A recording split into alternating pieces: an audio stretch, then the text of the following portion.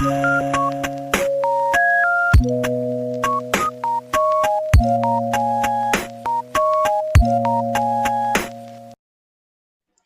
kasih itu jangan pura-pura. Jauhilah yang jahat dan lakukanlah yang baik. Hendaklah kamu saling mengasihi sebagai saudara dan saling mendahului dalam memberi hormat. Janganlah hendaknya kerajinanmu kendor. Biarlah rohmu menyala-nyala dan layanilah Tuhan. Bersukacitalah dalam pengharapan, sabarlah dalam kesesakan, dan bertekunlah dalam doa. Bantulah dalam kekurangan orang-orang kudus, dan usahakanlah dirimu untuk selalu memberi tumpangan. Berkatilah siapa yang menganiaya kamu, berkatilah dan jangan mengutuk. Bersukacitalah dengan orang yang bersukacita, dan menangislah dengan orang yang menangis. Hendaklah kamu sehati, sepikir dalam hidupmu bersama. Janganlah kamu memikirkan perkara-perkara yang tinggi, tetapi arahkanlah dirimu kepada perkara-perkara yang sederhana. Janganlah menganggap dirimu pandai. Janganlah membalas kejahatan dengan kejahatan. Lakukanlah apa yang baik bagi semua orang. Sedapat-dapatnya, kalau hal itu bergantung padamu, hiduplah dalam perdamaian dengan semua orang. Saudara-saudaraku yang kekasih, janganlah kamu sendiri menuntut pembalasan, tetapi berilah tempat kepada murka Allah, sebab ada tertulis, pembalasan itu adalah hakku. Akulah yang akan menuntut pembalasan, firman Tuhan. Tetapi jika seterumu lapar, berilah dia makan. Jika ia haus, berilah dia minum. Dengan berbuat demikian, kamu menumpukkan bara api di atas kepalanya. Janganlah kamu kalah terhadap kejahatan, tetapi kalahkanlah kejahatan dengan kebaikan. Amin. Shalom Bapak Ibu Saudara. Jadi kesempatan ini saya share mengenai biarlah rohmu menyala-nyala ya. Jadi ini perlu juga di dalam satu pertumbuhan rohani pada saat kita belajar untuk dalam proses hidup kita dibentuk menjadi serupa seperti Kristus. Ada saat-saat tertentu kita mengalami loyo ya, down, secara energi turun. Maka itu ketika saudara tahu rahasianya, pujian dan penyembahan itu sebuah cara untuk kita bisa mendapatkan kekuatan baru. Cara meditasi yang mudah itu adalah ketika kita menghafalkan ayat-ayat firman Tuhan melalui lagu ya. Jadi itu cara yang mudah melalui lagu. Jadi kayak misalnya lagu Ajar kami Bapa menghitung hari-hari. Ya gitu kan. Agar kami beroleh hati bijaksana. Itu perkataan firman Tuhan yang dibuat lagu. Ya, sehingga saudara bisa sungguh-sungguh, wah ya, saya belajar untuk menghitung hari-hari saya. Ya, ketika saudara mengekspresikan kerinduan saudara kepada Tuhan, saudara ekspresikan lewat lagu. Seperti rusa rindu, sungaimu jiwaku rindu, engkau. Nyatakan ekspresi kerinduanmu kepada Tuhan lewat lagu. Tapi itu adalah perkataan, firman, ya, seperti rusa merindukan air. Nah, ketika saudara melakukan itu secara pribadi, maka saudara sedang membuat rohmu itu menyala, menjaga api itu tetap menyala. Nah, ada orang tertentu atau sebuah pemimpin di gereja tertentu mengatakan lebih baik semua itu dilibatkan di dalam pelayanan supaya mereka bisa semangat. Jadi prinsip itu ada kebenarannya. Prinsip itu ada benarnya. Tetapi bagaimana seseorang bisa memberikan atau melayani orang lain ketika hatinya kosong, nggak ada kasih, hatinya nggak ada hati yang mau melayani. Maka itu saya tidak membantah statement itu, tetapi saya malah mengajak saudara untuk ayo terus datang kepada dia. Lewat apa? Ketika pagi hari di embun pagi kita membaca Mazmur, ya. Ketika nanti mendapatkan pembicara mendapatkan rema, lalu kita mendapatkan juga rema secara pribadi apa. Itu perlu, saudara. Jadi ketika saudara diisi oleh logos, saudara bilang, aku minta supaya aku mendapatkan rema.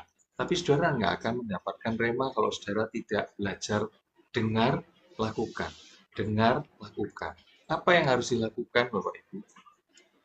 Belajar untuk memiliki empati kepada orang lain.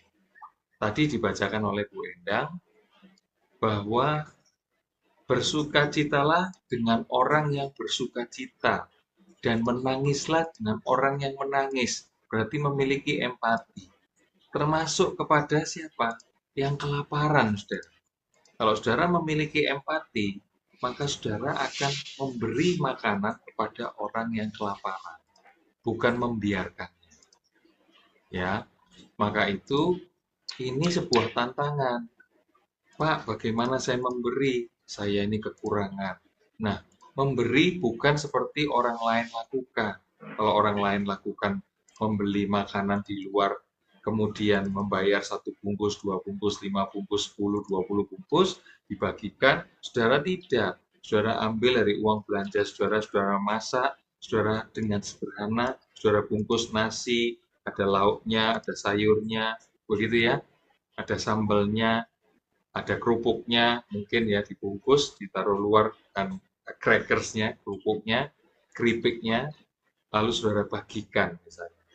Itu cara yang sederhana, murah, tapi saudara mulai berbagi.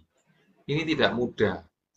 Nah, rupanya empati itu berkembang, kasih itu semakin bertumbuh, sehingga saudara akhirnya apa? Mendapatkan rema.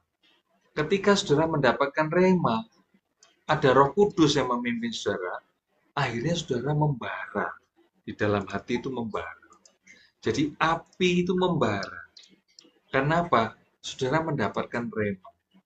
Ketika ada tantangan di dalam hidup, ketika ada orang-orang yang mencoba untuk meruntuhkan hasil pekerjaan, menyepelekan engkau, mencoba untuk merendahkan, ya, maka saudara akan kokoh. Karena apa? Yang saudara lakukan bukan untuk manusia, yang saudara lakukan seperti untuk Tuanku yang nggak kelihatan. Nah, kalau saudara tahu yang saudara lakukan itu bukan untuk supaya dilihat oleh mata-mata manusia ini, bukan. Tetapi untuk Tuanku yang nggak kelihatan. Sehingga akhirnya saudara punya motivasi yang benar, punya ketulusan hati. Ya, nah ini yang kadang-kadang akan kecampur, akhirnya jadi rancu.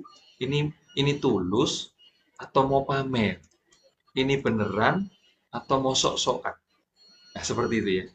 Ini kedagingan atau benar-benar ini tuntunan Roh Kudus. Jadi seperti itu, saudara. Jadi maka itu Rasul Paulus mengatakannya di Roma pasal 12 ini, ya, ketika bahkan jangan membalas kejahatan dengan kejahatan. Kita tidak lagi ngomong tampar pipi kiri, diberikan pipi kanan. Tapi ini masalah hati, respon saudara apa? Ya. Kemudian kalau bicara tentang biarlah pembalasan itu haknya Tuhan. Seringkali kita menginterpretasikan itu berbeda. Kita seringkali kalau di dalam kemarahan atau geram kita mengatakan bahwa nanti biar Tuhan balas kamu. Itu bahaya, saudara. kalimat yang saya barusan utarakan itu adalah sebetulnya adalah ancaman atau semacam kalimat yang membuat orang yang mendengar, yang bersalah kepada saya, itu jadi takut. Nanti biar Tuhan yang balas kamu ya. Nah, itu seperti itu. Padahal yang disebut mengampuni itu bukan itu, saudara. Mengampuni itu adalah Tuhan. Orang itu sampai detik ini nggak bisa ngerti. Ampuni dia. Kalau aku masih ada jengkel sedikit dalam hati, curahkan kasih-Mu. Akui, aku masih jengkel sedikit Tuhan. Akui Tuhan ini aku.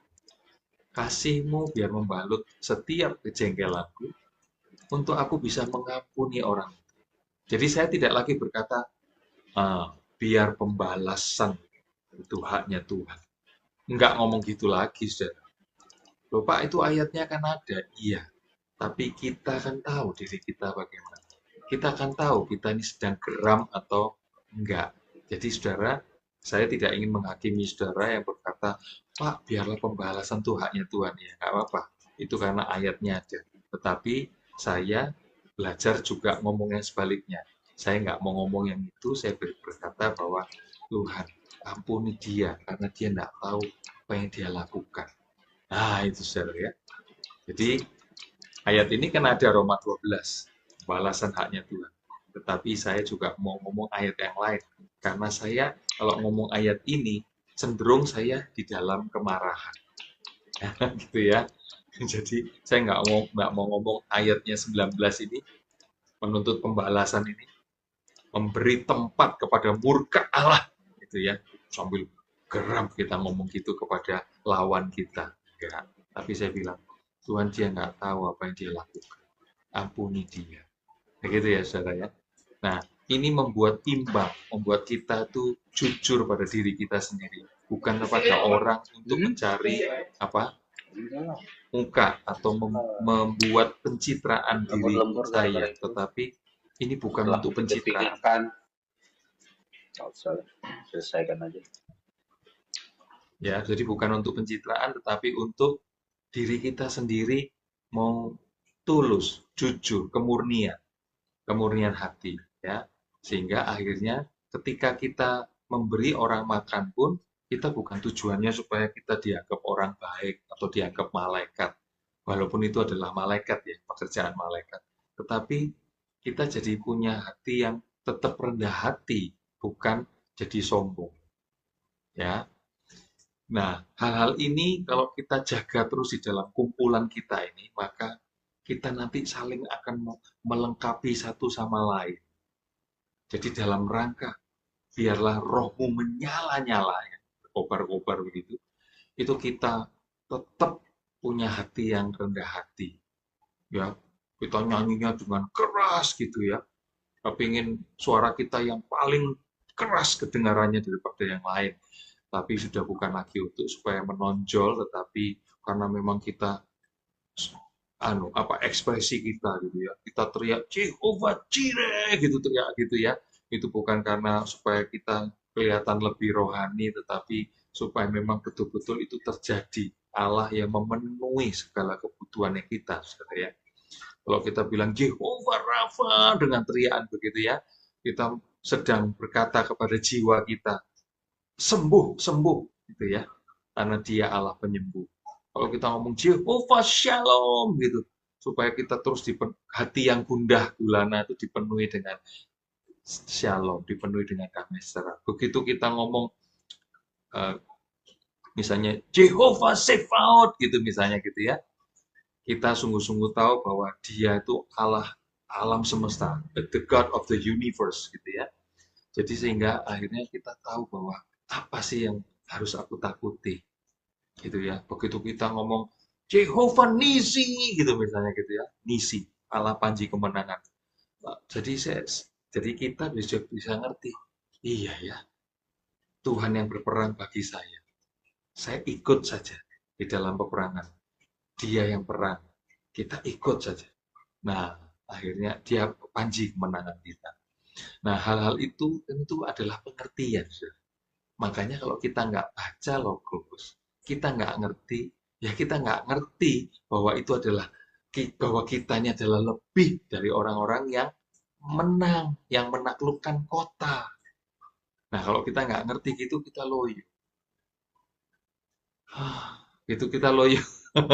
Padahal kita ini lebih dari pemenang. Ya. Nah, karena nggak tahu kalau kita menang, makanya kita loyo. Aku kalah terus, Pak. Enggak, itu realitanya. Si jahat sedang membuat mata kita melihat realita. Mari kita tahu peperangan di alam roh itu yang kita mesti menangkan. Buat alam rohnya itu jadi menang dan dibuat jadi alam nyata. Kalau saudara-saudara di rumah tangga saudara yang sedang bertengkar dengan suami, yang bertengkar dengan istri, yang bertengkar dengan anak, yang bertengkar dengan mertua, menangkan alam rohnya. Berdoa, curahkan kasih. Tapi jangan cuma berdoa saja di kamar, tapi cuci piringnya, cuci bajunya, bersihkan lantainya, dipel, sampah tempatkan di tempatnya, buang sampah yang di dalam rumah keluar. Jadi bukan retorika. Katanya aku harus berdoa. Aku berdoa 2 jam. Yang lain cuci piring, kita berdoa di dalam 2 jam. Akhirnya apa? Palsu. Kita katanya mengasihi. Kalau mengasihi, langkah nyatanya apa?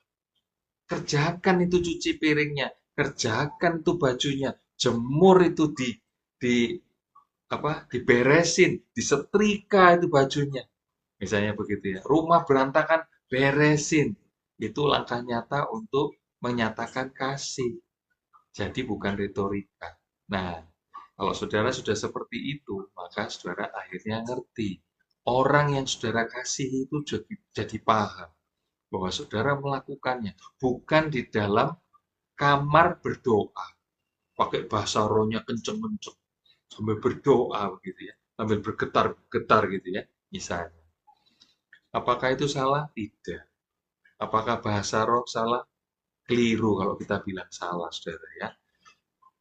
Kita di komunitas ini seringkali menganggap enteng, merendahkan, meremehkan bahasa roh. Bahasa roh itu dipakai untuk doa yang tidak bisa diucapkan atau tidak terdefinisi atau tidak terucapkan. Jadi kalau saudara nggak bisa bahasa roh ya diem aja. Kalau ada orang yang pinter bahasa roh ya jangan ngoceh, diem untuk dirimu sendiri. Tapi kalau saudara dengar di luaran teriak-teriak bahasa roh, saudara juga nggak perlu pusing sama mereka. Karena ketika saudara menghakimi orang yang berbahasa roh, jangan-jangan saudara sedang berhadapan dengan alam semesta itu, karena dia sedang bicara sesuatu dan saudara tidak tahu artinya. Lalu saudara menghakimi orang itu. Seringkali karena kita seringkali di komunitas ini mengata-ngatai orang-orang yang berbahasa roh itu berbuat cabul, zina, dan sebagainya, maka kita menganggap bahasa roh itu orang yang berbahasa roh semua cabul dan zina. Bukan. Jadi saya mau berkata-kata di sini, saya ingin menetralisir bahwa kalau saudara mempunyai sikap seperti itu, sama saja, saudara. Ya, jadi tidak menghakimi orang lain itu penting. Menjaga hati kita dengan segala kewaspadaan itu penting.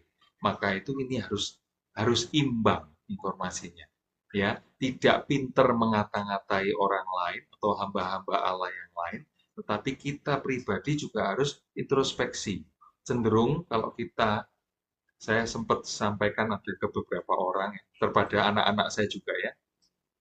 Nah, kalau kita marah kepada seseorang, kita marah dan terus menceritakan perbuatan orang itu yang menjengkelkan hati kita, pada satu titik tertentu, kita akan menjadi sama seperti orang itu. Saya ulangi, pada saat kita marah kepada seseorang, dan kita tidak serahkan kemarahan kita kepada Allah, kita tidak perkarakan di hadapan Allah, pada titik tertentu, saudara akan menjadi sama seperti yang saudara benci. Karena saudara marah. Yang ada di pikiran saudara itu penuh dengan apa yang dia lakukan kepada saudara. Sehingga saudara jadi sama seperti yang mereka lakukan kepada saudara. Nanti kalau ada yang Saudara yang punya pengalaman begitu, kalau mau buat pengakuan boleh ya. Seperti itu ya. Jadi kayak gitu. Nah, saya punya pengalaman-pengalaman itu. Ya. Oke. Apa istilahnya? Merendahkan. Ya. Maka saudara akan kokoh. Karena apa? Yang saudara lakukan bukan untuk manusia. Yang saudara lakukan untuk seperti untuk Tuanku yang nggak kelihatan. Nah, kalau saudara tahu yang saudara lakukan itu bukan untuk supaya dilihat oleh mata-mata manusia ini, bukan. Tetapi untuk Tuanku yang nggak kelihatan. Sehingga akhirnya saudara punya motivasi yang benar, punya ketulusan hati, ya. Nah, ini yang kadang-kadang akan kecampur, akhirnya jadi rancu. Ini tulus atau mau pamer?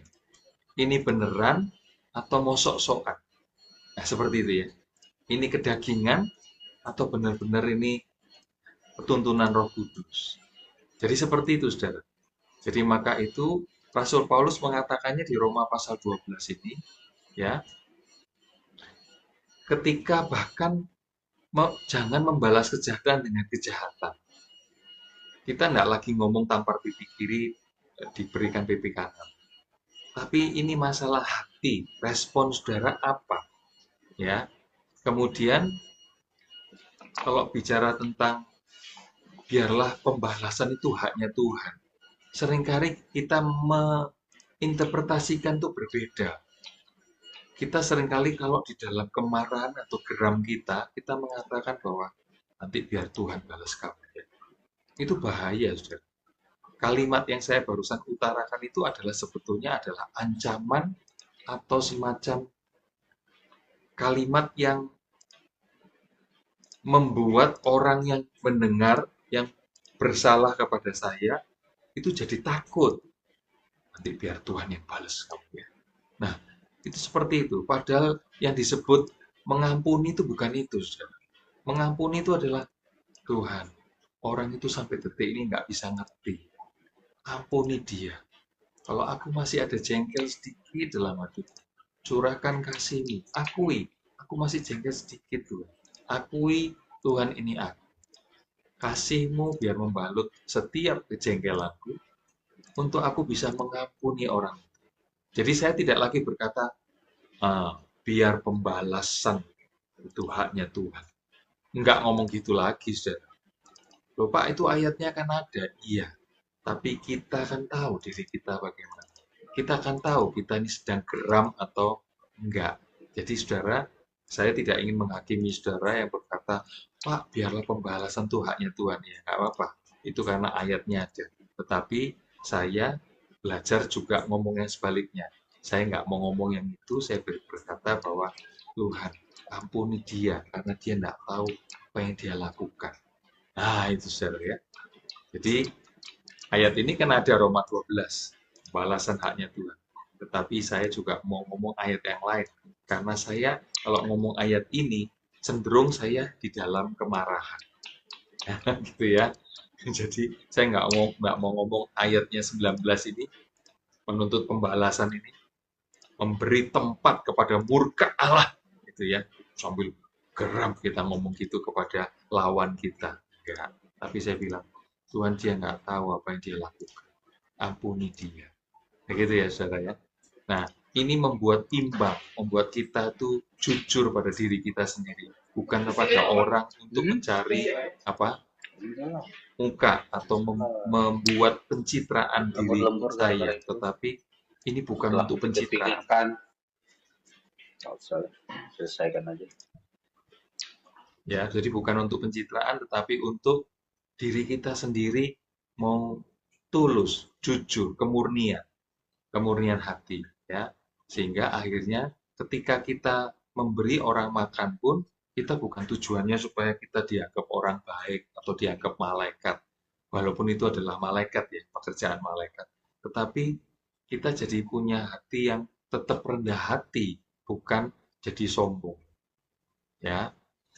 Nah, hal-hal ini kalau kita jaga terus di dalam kumpulan kita ini, maka kita nanti saling akan melengkapi satu sama lain. Jadi dalam rangka biarlah rohmu menyala-nyala ya, kobar-kobar begitu, itu kita tetap punya hati yang rendah hati ya. Kita nyanyinya dengan keras gitu ya. Kepingin suara kita yang paling keras kedengarannya daripada yang lain. Tapi sudah bukan lagi untuk supaya menonjol, tetapi karena memang kita ekspresi kita gitu ya. Kita teriak Jehovah Jireh gitu, teriak gitu ya. Itu bukan karena supaya kita kelihatan lebih rohani, tetapi supaya memang betul-betul itu terjadi. Allah yang memenuhi segala kebutuhannya kita, saudara ya. Kalau kita bilang Jehovah Rafa dengan teriakan begitu ya, kita sedang berkata kepada jiwa kita, sembuh, sembuh, gitu ya. Karena dia Allah penyembuh. Kalau kita ngomong Jehovah Shalom gitu, supaya kita terus hati yang gundah gulana itu dipenuhi dengan Shalom, dipenuhi dengan damai sejahtera. Begitu kita ngomong uh, misalnya Jehovah Sefaot gitu misalnya gitu ya, kita sungguh-sungguh tahu bahwa dia itu Allah alam semesta, the God of the universe gitu ya. Jadi sehingga akhirnya kita tahu bahwa apa sih yang harus aku takuti gitu ya. Begitu kita ngomong Jehovah Nisi gitu misalnya gitu ya, Nisi Allah panji kemenangan. Nah, jadi kita bisa ngerti, iya ya, Tuhan yang berperang bagi saya. Saya ikut saja di dalam peperangan. Dia yang perang, kita ikut saja. Nah, akhirnya dia panji kemenangan kita. Nah, hal-hal itu tentu adalah pengertian. Makanya kalau kita nggak baca logos, kita nggak ngerti, ya kita nggak ngerti bahwa itu adalah bahwa kita ini adalah lebih dari orang-orang yang menang, yang menaklukkan kota. Nah, kalau kita nggak ngerti gitu, kita loyo. Itu kita loyo. Padahal kita ini lebih dari pemenang. Ya, nah karena nggak tahu kalau kita menang, makanya kita loyo. Aku kalah terus, Pak. Enggak, itu realitanya. Si jahat sedang membuat mata kita melihat realita. Mari kita tahu peperangan di alam roh itu yang kita mesti menangkan. Buat alam rohnya itu jadi menang dan dibuat jadi alam nyata. Kalau saudara-saudara di rumah tangga saudara yang sedang bertengkar dengan suami, yang bertengkar dengan istri, yang bertengkar dengan anak, yang bertengkar dengan mertua, menangkan alam rohnya. Berdoa, curahkan kasih. Tapi jangan cuma berdoa saja di kamar, tapi cuci piringnya, cuci bajunya, bersihkan lantainya, dipel, sampah tempatkan di tempatnya, buang sampah yang di dalam rumah keluar. Jadi bukan retorika. Katanya aku harus berdoa. Aku berdoa 2 jam. Yang lain cuci piring, kita berdoa di dalam 2 jam. Akhirnya apa? Palsu. Kita katanya mengasihi. Kalau mengasihi, langkah nyatanya apa? Kerjakan itu cuci piringnya, kerjakan itu bajunya, jemur itu di diberesin, disetrika itu bajunya. Misalnya begitu ya. Rumah berantakan, beresin. Itu langkah nyata untuk menyatakan kasih. Jadi bukan retorika. Nah, kalau saudara sudah seperti itu, maka saudara akhirnya ngerti.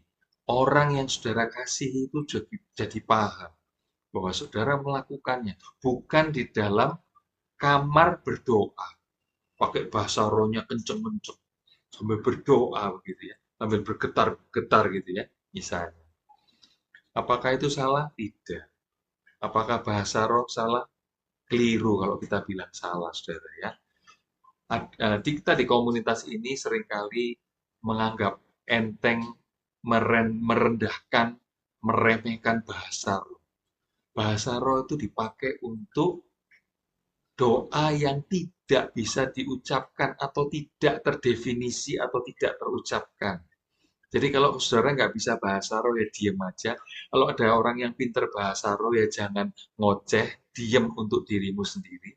Tapi kalau saudara dengar di luaran teriak-teriak bahasa roh, saudara juga nggak perlu pusing sama mereka. Karena ketika saudara menghakimi orang yang berbahasa roh, Jangan-jangan saudara sedang berhadapan dengan alam semesta itu karena dia sedang bicara sesuatu dan saudara tidak tahu artinya.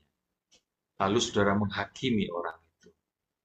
Seringkali karena kita seringkali di komunitas ini mengata-ngatai orang-orang yang berbahasa roh itu berbuat cabul, zina, dan sebagainya, maka kita menganggap bahasa roh itu orang yang berbahasa roh semua cabul dan zina. Bukan, saudara. Jadi saya mau berkata-kata di sini, saya ingin menetralisir bahwa kalau saudara mempunyai sikap seperti itu, sama saja, saudara. Ya, jadi tidak menghakimi orang lain itu penting. Menjaga hati kita dengan segala kewaspadaan itu penting. Maka itu ini harus imbang informasinya. Ya, tidak pinter mengata-ngatai orang lain atau hamba-hamba Allah yang lain, tetapi kita pribadi juga harus introspeksi. Cenderung kalau saya sempat sampaikan ada ke beberapa orang, kepada anak-anak saya juga ya. Nah, kalau kita marah kepada seseorang, kita marah dan terus menceritakan perbuatan orang itu yang menjengkelkan hati kita, pada satu titik tertentu, kita akan menjadi sama seperti orang itu. Saya ulangi, pada saat kita marah kepada seseorang, dan kita tidak serahkan kemarahan kita kepada Allah, kita tidak perkarakan di hadapan Allah, pada titik tertentu, saudara akan menjadi sama seperti yang saudara benci. Karena saudara marah. Yang ada di pikiran saudara itu penuh dengan apa yang dia lakukan kepada saudara. Sehingga saudara jadi sama seperti yang mereka lakukan kepada saudara. Nanti kalau ada yang saudara yang punya pengalaman begitu, kalau mau buat pengakuan boleh ya. Seperti itu ya. Jadi kayak gitu. Nah, saya punya pengalaman-pengalaman itu. Ya. Oke. Kalau saya itu tidak pernah berkata apa Tuhan membalas perbuatan orang itu ya Pak. Kalau bagi saya karena saya memahami bagaimana cara kerja Tuhan di dalam kehidupan manusia. Jadi kalau orang itu jahat, ya saya tahu gitu. Pikiran hatinya dan perkataan yang jahat itu akan berdampak pada kesehatan jiwa dan tubuhnya sendiri gitu. Jadi seperti itulah cara Tuhan bekerja gitu. Jadi ya saya sih biasanya ya diam saja dan saya ampuni dia gitu. Dan memang nantinya kan orang itu nanti saya akan melihat orang yang berbuat jahat sama saya itu nanti akhirnya jadi karena pikirannya dia memang jahat kan itu menyebabkan dia jadi seperti depresi gitu ya, stres, kemudian jadi tidak lama tubuhnya sakit. Nah, seperti itu saya paham. Jadi saya nggak perlu menyebutkan bahwa Tuhan itu akan membalas dia. Jadi makanya saya itu selalu mengampuni karena saya tahu dampak daripada kalau saya tidak mengampuni, itu saya merusak diri saya sendiri. Nah, seperti itu. Kalau saya, pemahaman saya selama ini. Ya, terima kasih Bu Anita. Ya, kita mulai berdiskusi ya, sambil kita merenung. Jika ada yang mau bernyanyi, boleh untuk menunggu pendapat dari Bapak Ibu. Ibu, mana Ibu Bali? Bu Bali, panggilan Bu Balis. Ya, shalom Bapak Ibu. Nyanyi ya, tapi lagunya medley nih ya. Ya, silakan Bu. Oh Lord, you're beautiful. Your face is all I see. And when your eyes around this time, your grace abounds to me. Oh Lord, you're beautiful. Your face is all I seek, and when your eyes are on this child. Your grace abounds to me, Jesus. What a wonder you are.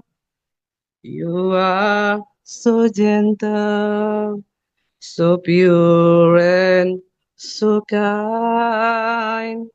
You shine like a morning star. Jesus, what a wonder you are. Jesus, you're the sweetest name of all.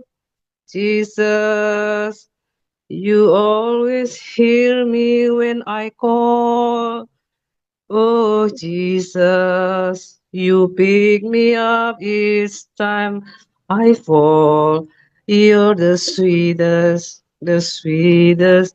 name of all. You're the sweetest name of all. Amin. Ya, seperti apa yang Kak David katakan tadi, sakit hati orang itu memang nggak bisa dibilang bohong ya kalau orang ketika mendengar apa pernyataan yang membuat kita nggak suka gitu kan, itu cuma reaksi aja Pak David. Tapi memang apa namanya untuk sejenak marah biasa buat saya.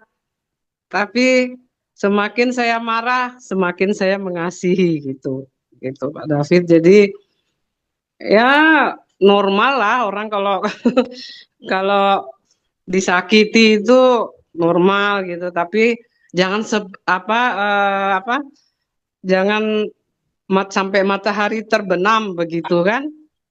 Jadi ya udahlah lewat aja semua itu. Kembali kepada firman Tuhan bahwa kita diajarkan untuk tetap mengasihi. Bukan begitu? Pak Haris. Ini Pak Hari Sydney atau Pak Hari Solo? Pak Hari, bisa buka mic-nya Pak Hari Sydney atau Pak Hari Solo? Nggak tahu. Ini bisa-bisa Pak Hari Sydney, ya. Saya nggak tahu. Pak Hari, Pak Hari Sydney namanya Pak Haryanto. Iya, Pak. Halo? Iya. Ya, yang Sydney. Ah, iya, ini kalau suaranya ini yang Sydney suaranya. Iya. Terima kasih sudah masuk di sini, Pak Hari. Iya, oke. Sorry, tadi saya nggak dengar ada telepon. Maaf ya, Pak. Tadi telepon saya. Nggak apa-apa. Iya, Nggak makasih apa-apa. Pak Hari. Ada yang mau Iya. disampaikan? Enggak. Cuman ikut nimbrung aja. Iya, di sana sudah Iya. jam 9. 9 ya. 9:01:02 ya. Iya. Tapi berasa ya Bapak-bapak, Ibu-ibu ya, kalau kita melakukan firman itu ya karakter kita kan berubah ya. Saya aja merasakan ya. Dulu kan saya orangnya iri hati, pelit, serakah gitu ya. Dan saya ternyata kalau untuk menghilangkan sifat saya yang iri hati itu, saya tuh belajar, oh saya mesti kalau ada orang yang lebih berhasil dari saya harus ikut bahagia, ikut bersyukur gitu. Nah, jadi dengan begitu lama-lama saya nggak iri hati lagi gitu. Jadi firman itu mengajarin seperti itu. Jadi saya lakukan, ternyata apa yang tidak baik di dalam diri saya hilang gitu. Jadi saya jadi memiliki karakter yang baru gitu. Nah, sedangkan serakah, pelit saya itu ya saya sering-sering berbagi gitu, sering ngasih makan orang gitu atau berbagi sesuatu yang baik, melakukan perbuatan baik. Jadi lama-lama apa yang tidak baik dalam diri saya tuh saya rasakan, oh iya ya, pada hilang, udah udah ganti dengan karakter yang baru seperti itu. Itulah yang Tuhan Yesus ajarkan. Memang normal ya, bagi saya normal orang ketika apa namanya mendengar hal-hal yang buruk gitu itu dikatakan kepada kita itu nggak enak memang ya. Tapi kalau orang sudah punya kasih yang tinggi ya, kasih Tuhan terutama ya, kasihilah Tuhan Allahmu dengan segenap hatimu dan dengan segenap jiwamu. Lah kalau sudah punya kasih seperti itu, pasti walaupun terluka, lupakan saja gitu loh, Bu Santi. Wah, Jadi mantap ya, Bu. ya Mantap, Bu. harus mantap dong. Nggak boleh dilupakan. Kasih yang lebih besar itu adalah kita mengasihi Tuhan gitu, yang terutama gitu, Bu Santi. Nanti kalau yang menyalurkan donasi kemana, Pak? Oh, Ini kan mau praktek loh, Pak. Di ayat 13, bantulah dalam ya, orang-orang kirim ke rumahnya Bu Santi kudus. ya, donasi Usahakanlah kirim ke dirimu rumah Bu selalu Santi. memberi tumpangan. Kita kan mau praktek. Iya. Ya, Ya, kan begitu, Bu Endang? Tuh, memberi makan. Tadi memberi makan yang ayat berapa tuh? Memberi makan sama. Oh, ayat 20. Tetapi jika seterumu lapar, berilah dia makan. Jika Jika seteru ia melapar, haus, berilah dia minum. dengan berbuat demikian kamu menumpukkan bara di atas kepala. Ya, jangan lupa Bu, berdiakonia ke Damaris Pancasila, Embun Ya, Pagi. diakonnya nggak harus ke Damaris sih. Ke rekening Apa? saya bisa. Bu Santi, Bu Santi, Ya, aku di ayat 16. iya, Saya masak Aku- sendiri, saya Iya. bungkus sendiri, iya. saya kasih Ibu pelan di Endang, ini Ibu Elia mau berbicara. Kita hormati ya. silakan. Silakan, Itu di ayat silakan. 16 ya. Hendaklah kamu sehati sepikir dalam hidupmu bersama. Janganlah kamu memikirkan perkara-perkara yang tinggi, tetapi arahkanlah dirimu kepada perkara-perkara yang sederhana. Janganlah menganggap dirimu pandai. Ini apa? Kalau saya baca, hendaklah kamu sehati sepikir dalam hidupmu bersama. Kayaknya kalau di dalam komunitas ya, seandainya komunitas itu ada 10 orang, nggak gampang juga sih memiliki satu kesehatian, sepikir gitu. Karena biasanya dalam 10 orang itu pasti ada 10 kehidupan, 10 pemikiran mungkin yang berbeda. Eh, jadi mungkin kalau apa yang ditekankan mungkin kita dari dalam dulu ya, komunitas kita biar kita boleh Iya. istilahnya lebih Ini, iya. jadi ada satu satu kesehatian ya itu dari dalam dulu udah kuat, baru mungkin bisa bisa bisa lebih keluarnya lebih lebih solid. Iya, pasti ada gesekan di situ, Bu ya. Iya. Heeh. Hendaklah kamu Semakin sehati sepikir dalam nah, hidupmu kalau bersama. 100 orang makin banyak pasti ada 100 pemikiran. Janganlah Nah, memikirkan perkara. Berarti ada hubungannya dengan perkara yang terlalu tinggi, iya, sehingga jangan terlalu tinggi. Nanti kalau Heeh. enggak takutnya stres kali ya. Allah. Kalau misalkan nggak kesampaian Oh, atau iya. bagaimana ya? Kayaknya Yang Pak Krul Menik bisa menjawab ini. Bagaimana ya, Pak Krul Menik kalau diperhadapkan dengan gesekan seperti ini? Nggak usah tanpa kamera boleh. Jangan sampai Perkara-perkaranya jadi terlalu rumit, nggak sederhana. Coba dibuat sederhana. Silakan Pak Krul. Maksa, maksa Pak Krul. jangan Iya, ini perlu kita perhatikan nih. Pendapat dari Ibu Elia Pandi. langsung Pak Kru langsung buka topi deh. Gimana Pak Krul? Kita harus hati sepikir dalam hidup kita bersama nih. Kita kan ada di grup yang sama, ya kan? Sering terjadi gesekan karena perkaranya mikirnya terlalu tinggi. Oh iya, jadi gini, Bu Santi, dulu waktu saya masih di Jakarta, saya dengan tim saya ada beberapa orang, 12 orang. kita tuh kepalanya masing-masing punya isi masing-masing ya. 12 orang itu kepalanya isinya masing-masing. Terus saya dengan atasan saya ini bilang, gimana caranya kita nyatuin ya, satu visi, satu misi, kompak gitu. Jadi tim kerja kita tuh solid gitu. Akhirnya kita buat acara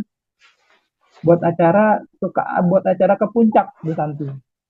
Jadi setiap hari Jumat kita ke puncak. Ya kebetulan temen punya villa ya. Jadi berangkat Jumat, Sabtu sore kita pulang karena kan Minggu buat keluarga ya.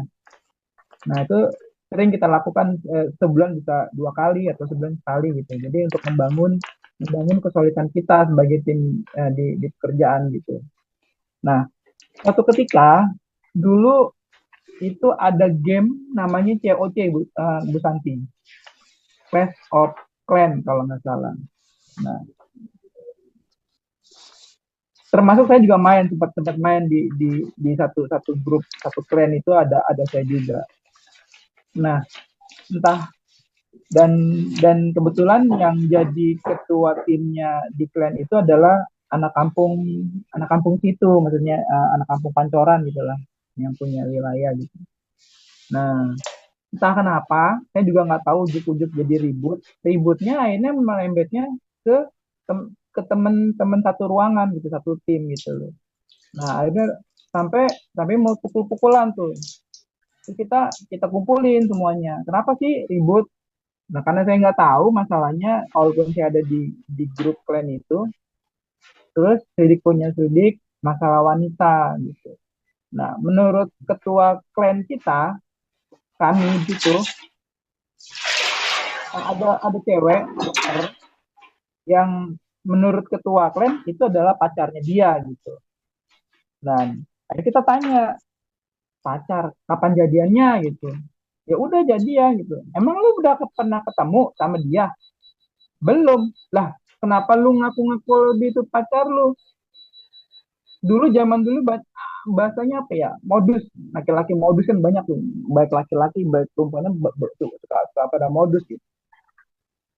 Nah jadi atasan saya ketawa, kamu belum ketemu mukanya ya belum, baru chattingan terus sudah bilang ngaku-ngaku kalau itu pacar kamu. Udah konfirmasi belum sama ceweknya kalau itu pacar kamu gitu.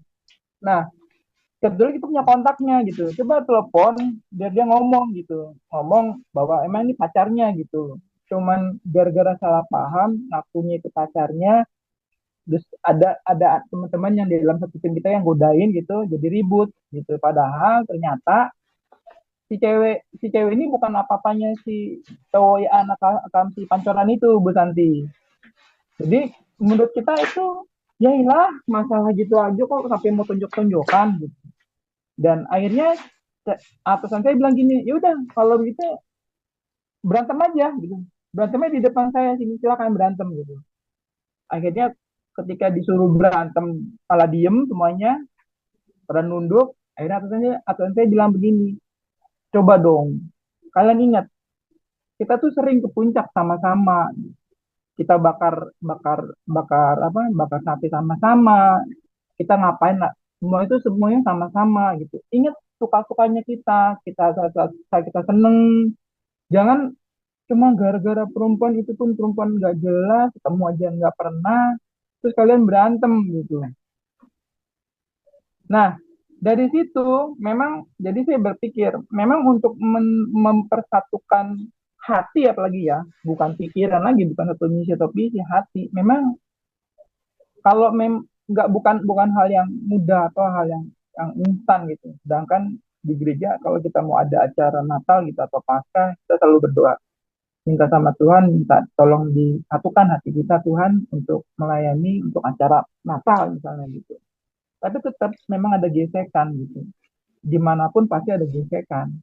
Nah, karena saya sering dapat hal-hal kayak gitu, ya saya menyikapinya awal-awal sih ya nggak munafik ya, saya mengakui saya tersinggung gitu, terpancing gitu. Tapi semakin kesini, saya semakin menikmati itu gitu. Apalagi di Pastor Paul mengajarkan adalah jadi menikmati bukan berarti kita memelihara rasa ketidaksukaan atau kita kebencian itu ya. Tapi menikmati gesekan itu bagaimana ketika kita harus respon yang benar gitu.